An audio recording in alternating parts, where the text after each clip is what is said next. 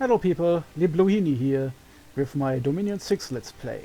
Gem and holograms will ascend to goddesshood or godhood depending of how gender neutral you want the word god to be, I suppose. Anyway, she is goddess of TNN, an elf nation of elves. With elven magic we will succeed. Oh, messages for this turn. We finally research construction 3. This means we have now unlocked more shit. Next is evocation 1.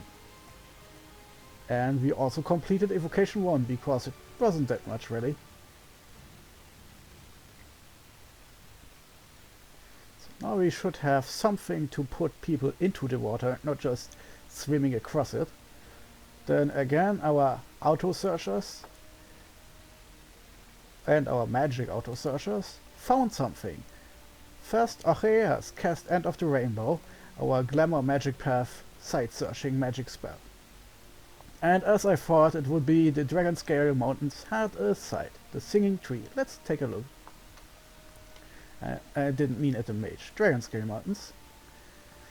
Yes, we have now the Singing Tree, which gives us 2 glamour gems per turn. No wonder this thing was so hard to reach. Now that we used magic, we've maxed out this particular path here. Level 9 Glamour Mage has searched.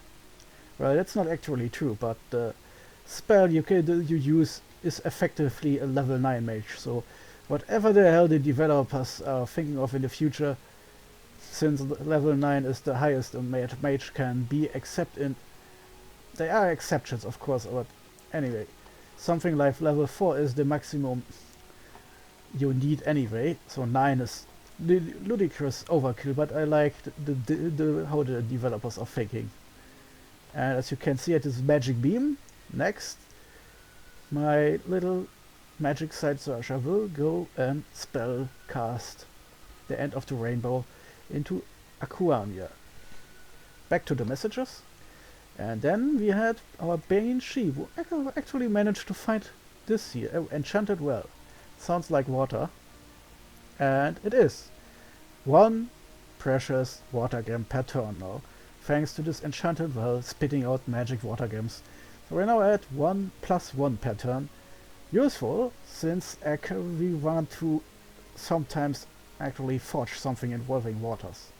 If we want to defend ourselves under the water, or even in the far future doing something offensively, we need more water gems. The original TNN didn't have this problem because there were also air mages, as I've said. And anyway, let's continue downward. There were some battles. First in Melmar, where our She-Lord lost one of his 2 other warriors, but we managed to kill one of, like I thought, random magic skills. +1, 100%. So this means there should be 1, 2 or 2, 1, but of course, if I didn't look too closely, I could have carrying a booster for the 3rd path, or just, that's also a possibility, he used gems to empower them. Let's take a look at the battle. If this is one of the level 3 mages, we will find our answer. Our army simply attacks. This will be all over fast. And we just need to find... Oh, he's right at the end of the hill. Oh, he's one of the weaker mages. Ah shit, now I don't know why. But again, level 2 fire is very useful to have. But this guy won't survive this battle. He tries his best, of course. But our 2 others effortlessly destroy everything before them. Then they get hit by magic. I suppose that's how one of them died, and then it's too late. He gets killed. 1 mage can't win. But 1 mage caused 1 dead 2 other warrior. If there had been more than 1, we would be in some trouble. That's why I wanted to wait for reinforcements before engaging the giant stack. Then we had another battle in Konburg. Yeah, we killed this guy here, some rando. Yeah, that's not terribly important, but Let's look at this so it's not just a video of me talking about the map. Yes, our slingers try to hit, but well, just I think just before the end they actually managed some hits. And that's it. This one guy is getting killed, I think, right there. And anyway, it's, yes, they're all dead. It's the tiny, tiny battle group that wasn't enough for us. And then, of course, obviously, the enemy marches his stack of mages and his stack of giant hoplites in there. And our poor crippled She-Lord dies. Oh wait, I think the other one was the crippled one, right? Anyway, here is the giant army, and there's our guy. Oh come on, game, it's one guy on a horse.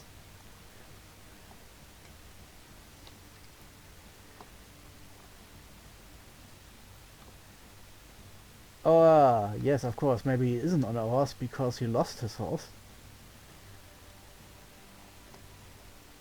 Oh, here he is. The She-Lord on foot. Oh, yes, of course, now you remember. He wasn't crippled, he was mute. That's far worse, because a crippled commander at least can do something. And as I found out in our battles, he survived. Again, those two giant lines of giants. Then we have the magic casters here. 1, 1, 1. And some camps. Then we have from this one 2, 1.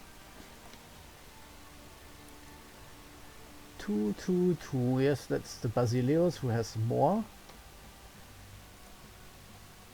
1, 1, 1. Did I just imagine the level 3 casters? Or are they not here? 1, 2. Well, it could be that I just misjudged, because I should point out that I have a lot of ugly grey spots in my left eyesight due to some retina damage.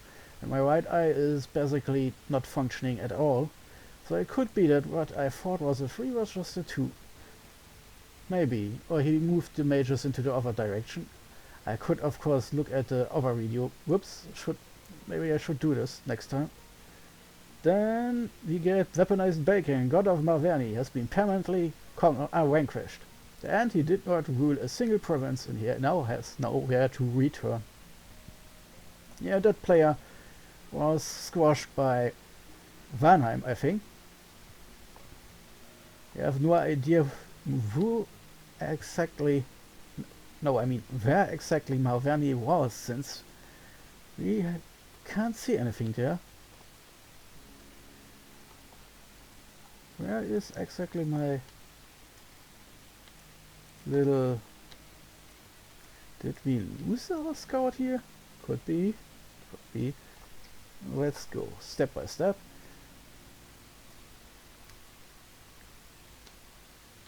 Still casting End of Rainbows. Still site searching, since there are still some provinces without water paths. Researched, site searched. Oops. Let's see here. And of course, he moved armies off, and oops, I talked to Arco and invited him to join us, since he's also a neighbor of Meikone, and we are both worried about the fire giants down here, who can set everything on fire. And of course, Meikone being in the way is kind of bad for us. If we just wait, Meikone would be eaten, and we could do nothing until Muspelheim's borders actually reach us. Or Meikone could join up with him. Stranger things have happened. So my war is actually justified, as strange as it is. Of course, now I made myself a little strategic problem, since I wanted to attack beyond him. But of course, we can do something funny here, just in case there is something here. I'll talk to him later to see if he wants to attack, because if we can come to an agreement, well, he has to move at least a little bit west, otherwise if he just moves southward, his front line will be a bit stretched, I think. But since this army is now sitting here, it will probably, and there's a very high likelihood that they will either try to get us in the south, or they march upwards north to fight our another army, or third army. So let us do this instead. Let's look. If we put some defense in here, enough to summon his own titans of battle into action, then the poor Kappas may lose this battle. On the other hand, if he hasn't, and there is not much worth of defense here, then we'll take this province away from him again.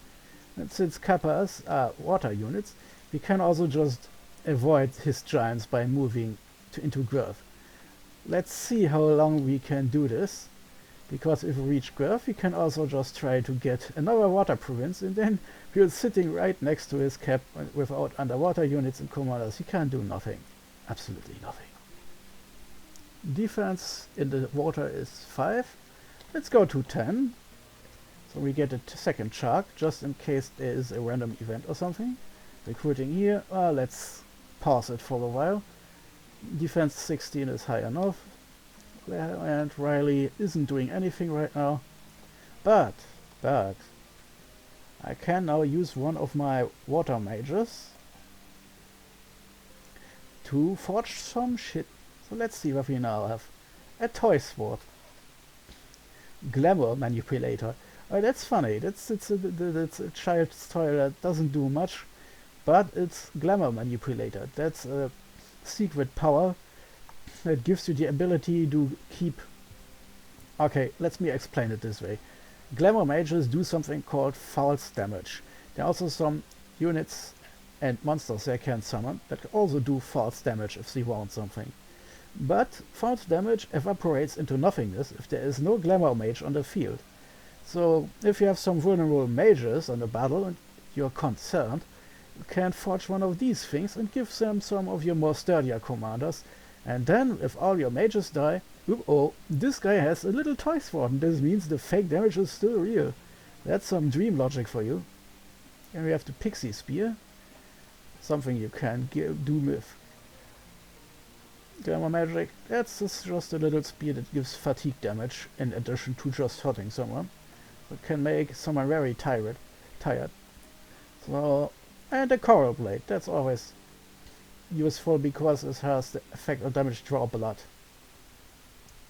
Red coral is commonly used in enchanted items to protect against the bleeding caused by battle wounds, but it can just as easily be enchanted to cause bleeding. The coral sword has a bit of both enchantments. It will protect its wielder as well as cause bleeding that is very hard to stop in anyone it wounds.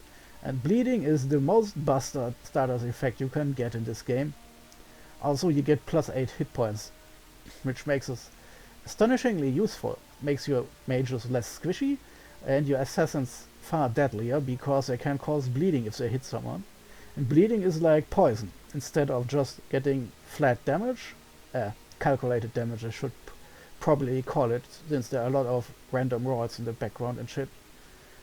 But it also is applied per turn. So you get 1 damage, next turn 1 damage, and so on.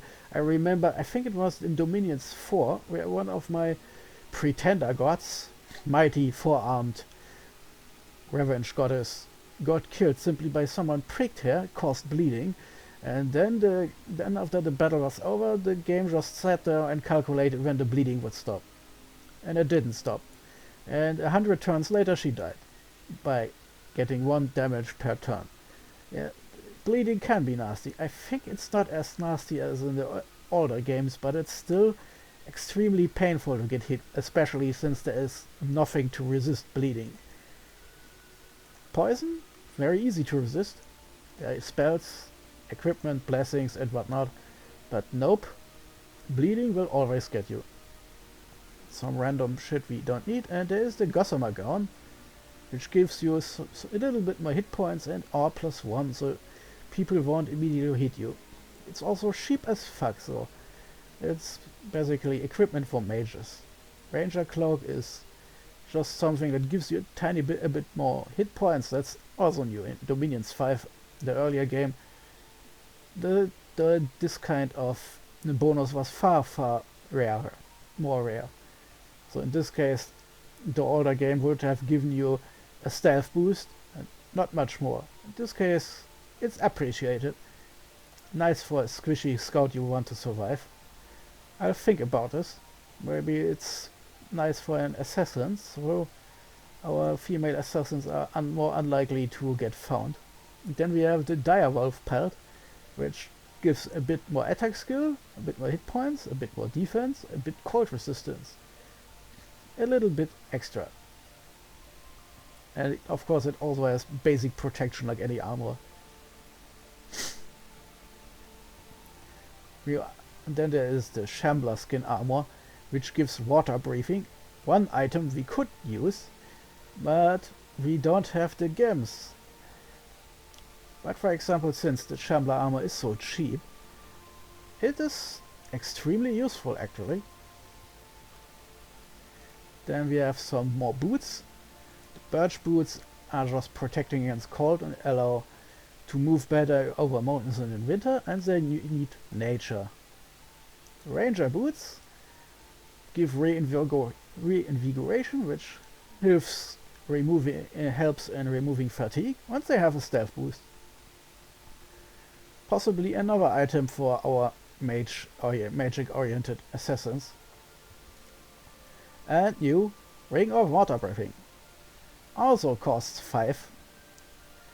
And the only thing it does, it gives you the ability to breathe underwater. Then we have more shit that's new, the Amulet of Clarity, which gives Disbelief 2 and True Sight. Both things related to our own magic, so we don't really need it unless we encounter someone else with glamour magic. It's useful to have if you are our enemy, of course. The Gossamer Cloth wields armies. The cost of this item is reduced to a TNN, so if we absolutely want to, we could use this item to hide some of our more mundane, less elfy units. Tablecloth of Marvelous Feast. It gives something that's called fart supplies. Another thing that's new in Dominion 6. Instead of giving food to our army, it makes fake food that doesn't actually do anything except that the soldiers aren't losing morale.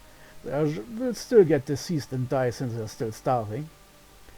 But they will still stand and fight. So it's a typical elf item, I think. And only elves would come up with something this cool. Now we got some more shit for our horses. Simple barding, which gives a little bit more hit points and makes the steed proud, which in this case means it's a little bit better at all things defensive. Defense, magic resistance, and MLL? I have to look this up.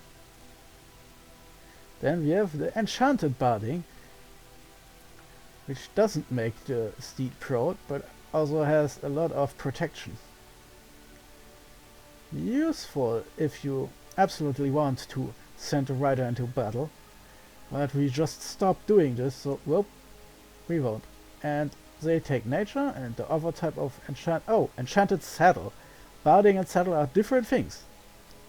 So we could use both on a horse, I think. Let's see if we ever use this. Then Yearning Artifacts, that is for the future. So, this is a surprise. I remember Shambler armor being far more expensive. Of course, since I used our tiny amount of water gems to make fish scale boots instead, we now have a little problem. Well, I don't want to keep recruiting more scouts instead of mages, so let's convert some of our astral pelts to get some more water. Then hopefully we'll soon get some more water gems to play around with. Whoops, wrong. I wanted to go to the Forge Magic item screen, which is F. I should remember this. I'm so accustomed to do everything with my mouse that I sometimes forget there are shortcuts. Stamber Skin Armor gives you water breathing. And air breathing. That's an important thing to note because aquatic units, if you give them something water breathing related, they will still not be able to get onto land. But air breathing is important because this means this will work for both commanders who can only live underwater and for commanders who can only live on the land. Of course, the important thing to note is there are some types of strange monsters you can get as commanders who wouldn't be able to wear an armor because they are too weird. In this case, you can use the ring. The ring is basically a cheap failback in case you for some reason can't use this, but our scouts are about human sized, so we can forge this. Best of both worlds. We could hopefully we at some point get something that works for groups of units, because I would really like to take our knights out of the water. The more cavalry the better, and our elves are really elitist. The only cavalry they allow are whoops.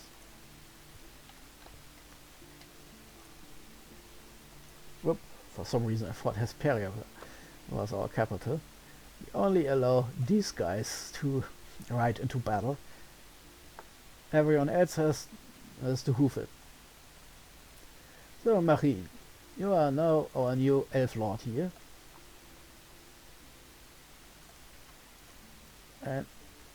And I'll give him one more defense.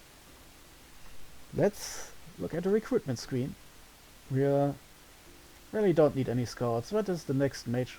Yeah, I guess I had to keep up the mage recruitment so we won't fall even further behind.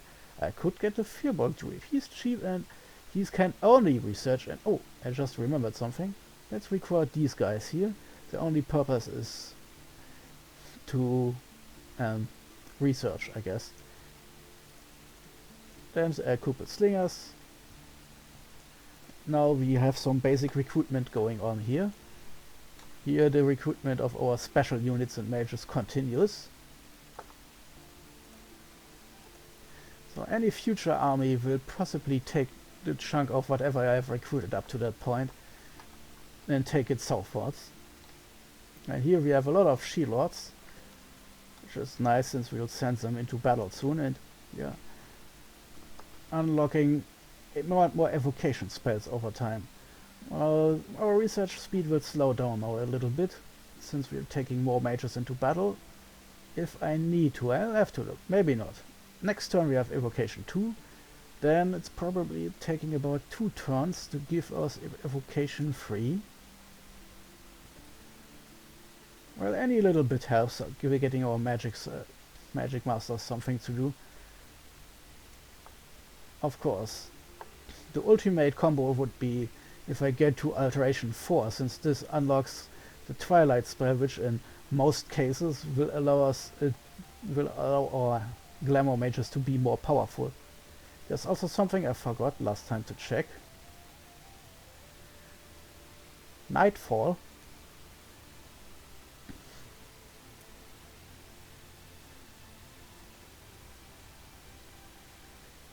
Changes twilight into darkness. That's interesting. That's a neat little combo you can set up if you have enough troops that can see in the dark.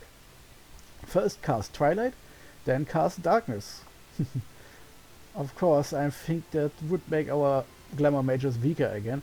That's some of the shit I should have tested, I guess, but I'm not really big into testing. Let's see what the future brings for us. Mirage. Now that's something. Enchantments last 1 turn plus 3 turns of extra game. The mage creates an illusory castle in a distant province to fool. Oh, yes, that's a funny little spell. It creates a fake castle, a fortification to others to marvel at, but if you go there, it's not there. I guess if you want to be seen stronger, or if you want to redirect enemy armies to the fake castle, it could be useful.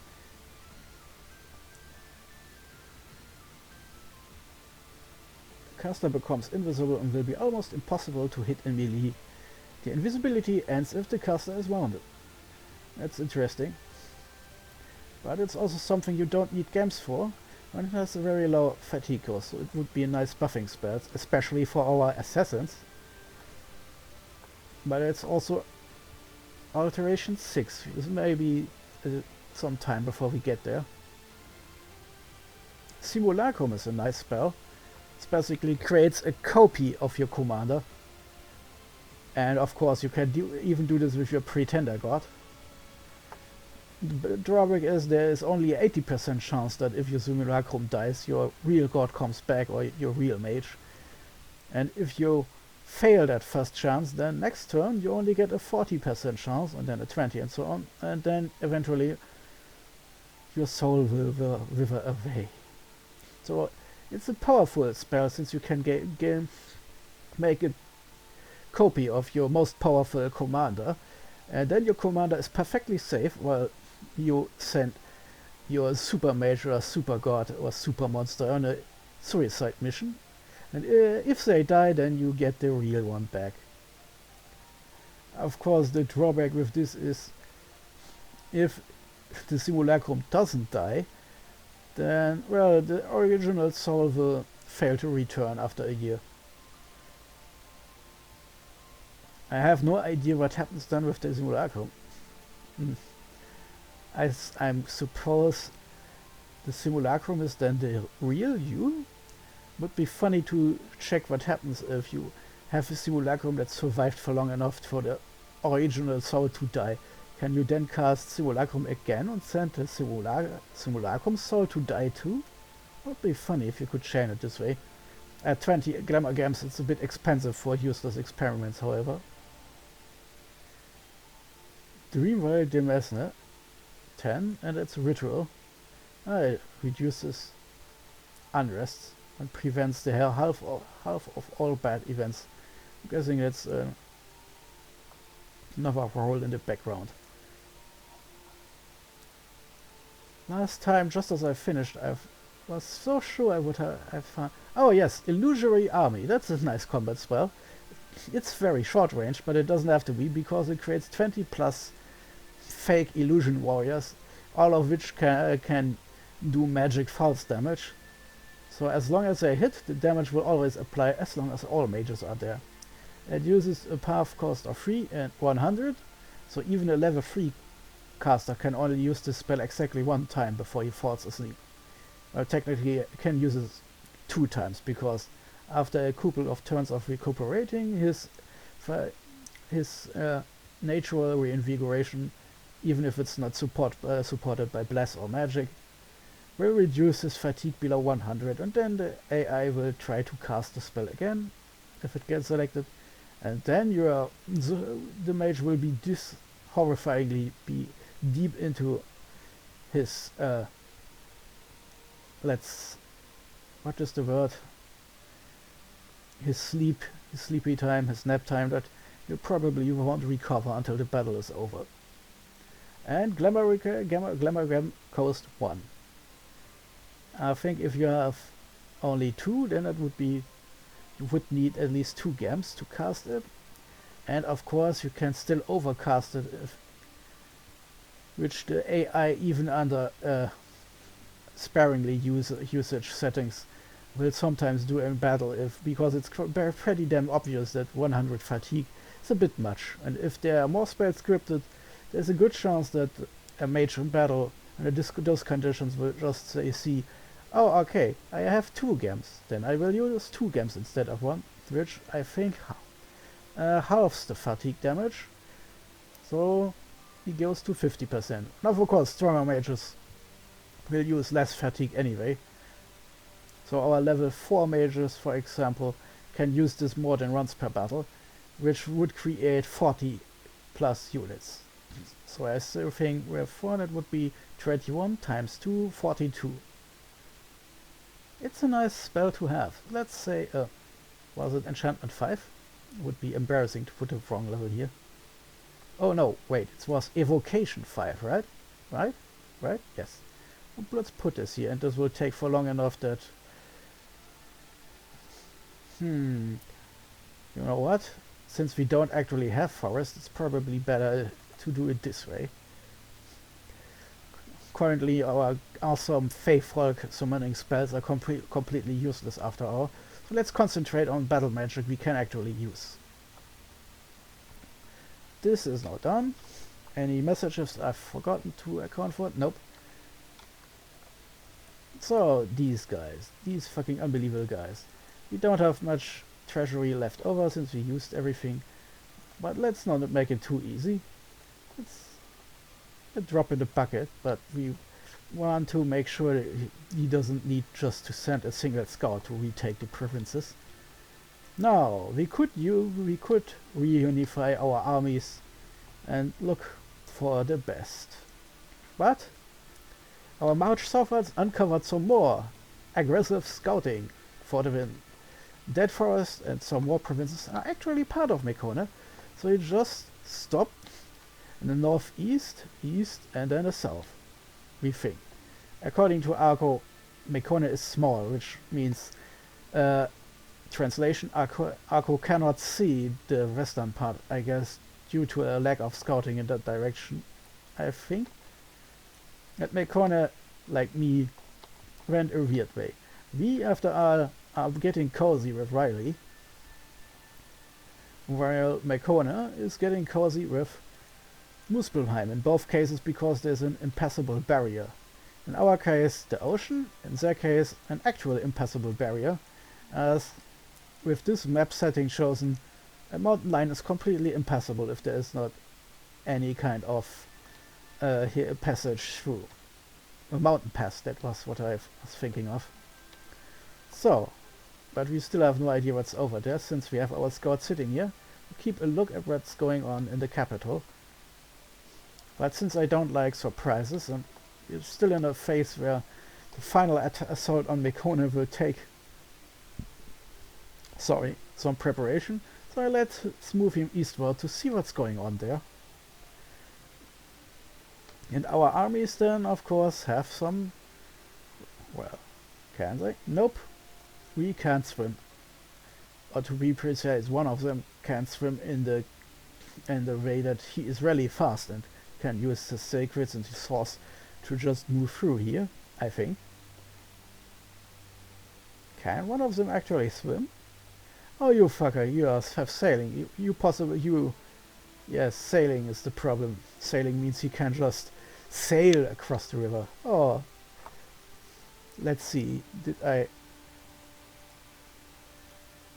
Nope.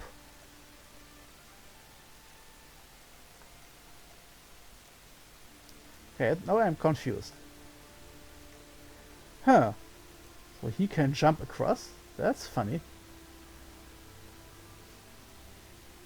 Or I guess it could be that this is a multi-turn movement or some shit, and the game would then try to move across Dead Forest in here.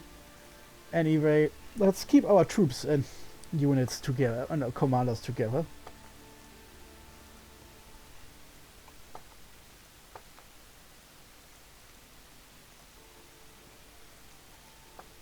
Okay, game. My keyboard was acting up. I was trying to access the army screen and it didn't work for a couple tries. Anyway, some magic we have now, but that's not enough. So let's instead go to Dead Forest and block this third forest fortification we've encountered, since it's also still a palisades. There are also some gigantes here. And let's see.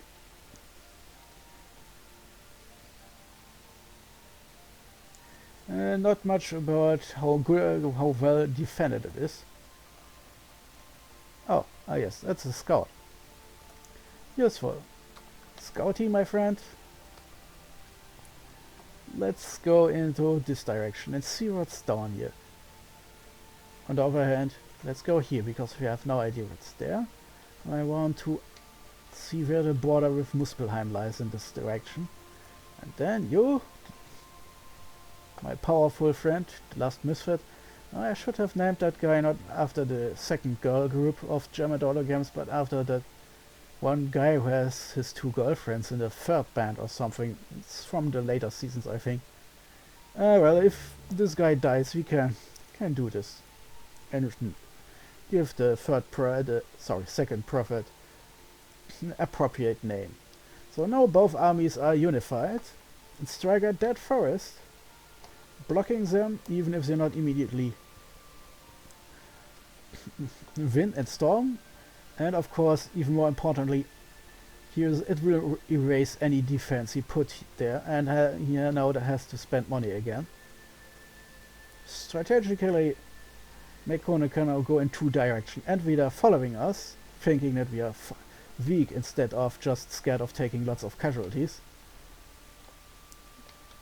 And if he doesn't, if he moves upwards, well, that's annoying, but we have a third army there. We can then just storm this fortress and take it out of the game entirely. And if this little army is not doing anything to smash us apart, well, let's see how many casualties the attack will cost us.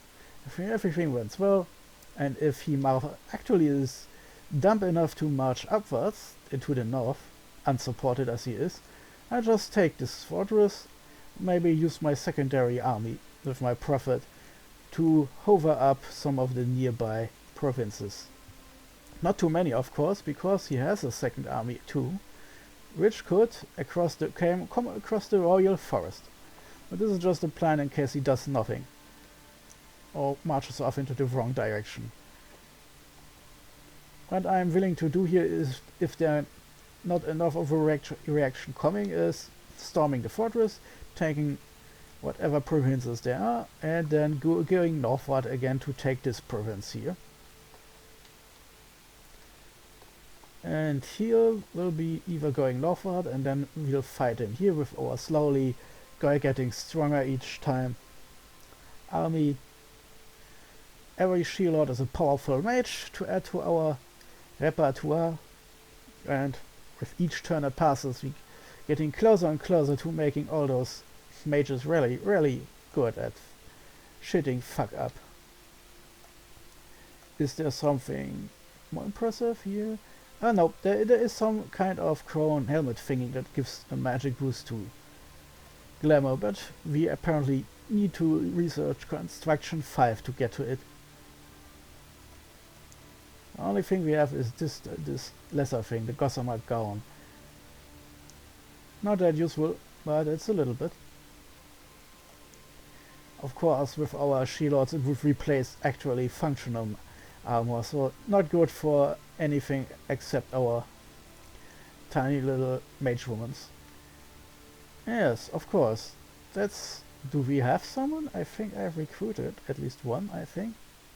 Here, grey lady. Attack 13 for... Oh, yes, they're actually fairly good at fighting. They have, of course, 0 protection. So I could gear them up with some sheep stuff. But we also need research.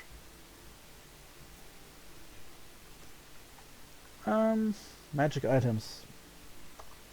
Does this work? Does this work? Ah, map shortcut page. The question mark wins. Or in my German keyboard, the Shift plus SZ key wins. Useful. It shows you all shortcuts in the current view screen. You are statistic screens.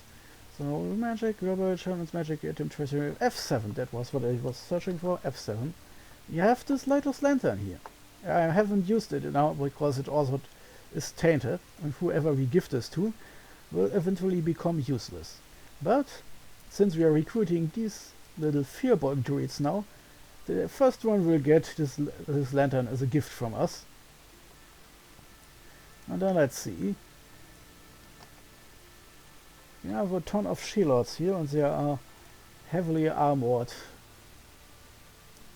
mages, and still have just 1 encumbrance more than the ladies.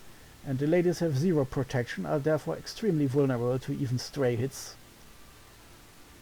On the other hand, my keyboard is fucking up again. I have to click. Zip. You have the bigger army, so in case I have to split things, you get those troops and the slingers.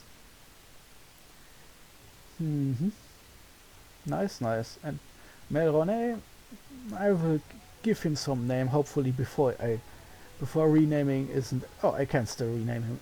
Okay. I hope he doesn't get too much experience, because as soon as someone becomes a known hero, renaming isn't allowed anymore, even if it's allowed in the game settings. So if I wait too long, I can't give him some gem-related name anymore, which would suck. Anyway, not much here. Ah yes, that's something I wanted to look at because I keep forgetting is... Oh, banshees. They are sacred but not magic. Ah, that was the reason. They lack protection and they can't bless themselves, so they can't even power up the defenses like the others can. And of course, while it's very reasonable to expect that they get a second level in Glamour, it's not a complete guarantee. As you can see, they get one in Water, Nature and Glamour, and then a guaranteed additional path. But it's a 20% chance to get Glamour. Let's look here. Two. Apparently we were extremely lucky. Or +1 means that they roll a second time for another path. No, wait, 1, 1, 1, 2. 1, 1, 1, 2. Oh no, it seems we are just extremely lucky that we got so many Glamour 2 mages instead of a second path in anything else. Yeah, that's Dominion logic. 1, 2, 3 of those, and they all have... whoops. 1, 2, 3 of those, and they all got their second path in Glamour magic. Very useful for us, also a bit weird. But anyways, there are 285 gold to the Shelots 375. So far cheaper, but also better used as research summoners and forgers than anything else. Those of course are even cheaper, but since they are also worse researchers and assassins, they are more situational. Fearbolgs are a nice cheap option if we ever get more fortresses to put them in. And of course, for now it must be the She-Lords, because they are very fine combat mages indeed. It just sucks that after we may march all of them and their commanding re-officer off, we lose a lot of research. And of course we reduced some of our research up north too, because we absolutely have to side search to get more gems and forge something. Next time our little scout gets the Shambler skin, and then I can use him to scout on what Riley is doing finally. And then maybe we forge some meaner shit to arm up our assassin. Assassin 1. This unit can assassinate enemy commanders in the same province. The value indicates a possible patience bonus. If it is positive, there will be an increased chance of other units, including bodyguards, not being present. Ah, that's what this does. So if you're extremely impatient, you get more of the bodyguards to fight. Remember? This shit again. You can have up to 5 commanders. Up to 5 bodyguards to guard your commanders. And what patience means is the game rolls to see how many of your bodyguards actually show up. Some even get the tech bodyguard to make it more likely that they will show up to help a commander that's about to be assassinated. And for assassins where everything is absolutely neutral, of course only the bodyguard tag, if ever, comes into play. And patient assassins, like ours do, get a little bonus to the waiting, so it's more unlikely that the defenders will show up. Of course completely wasted on any leader who isn't protected, but well, it can be useful if you have a strong guy with strong bodyguards to reduce the chance that your assassin has to fight all of them. Anyway, that's it for this turn. We are assaulting 2 more provinces next turn and try to lure this guy around to follow us while our real army slowly waits for more magic to come online.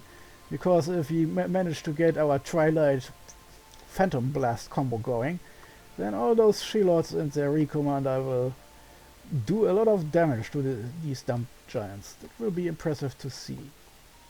Anyway, the turn is over. Oh, do I have some scouts left?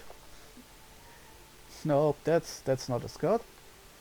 That is the local defender. Yes, of course.